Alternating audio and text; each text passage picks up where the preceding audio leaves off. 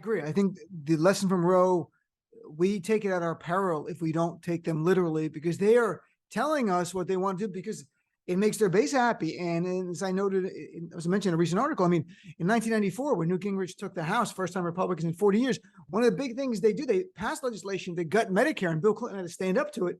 And it calls one of the government shutdowns. And George Bush talked about privatizing Social Security, very much wanted to do it.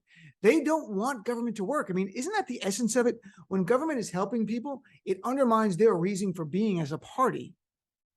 Well, I mean, I'm reading a book right now on neoliberalism, right? And I think part Tom Hartman's book? Yeah, I am, exactly. You know, Tom's my friend. I had Tom on to talk about it. It's my plain reading right now. And you know what, this is the fundamental core of what they believe in, right? That somehow the market should be what drives things, not democratic decision making, you know. And because of that, and we've seen this is the Republican Party. I've been doing this 30 years next year, local, state, and federal government. Okay, I've watched it at every level. And, you know, this is the point where they're off the balance completely. Like what they're doing is taking us in a direction that will not keep us to be the power that we are, because ultimately we're watching the wealthy get way too wealthy. Corporations aren't paying any of their fair share. I was so glad to see what we did in the Inflation Reduction Act by having a minimum corporate tax, but I guarantee within the next 2 years, they'll find a massive loophole.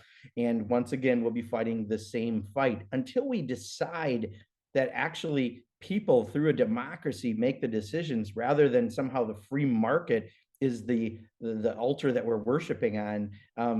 That's going to be the problem that we're going to face. And you know, Trump is like the ultimate example of a shitty capitalist, right? I mean, there's plenty of capitalism that's around, but he's the example of the guy who's a constant grifter. Even as president, the guy's a grifter. You can't have a nation based on grift and have it sustainable.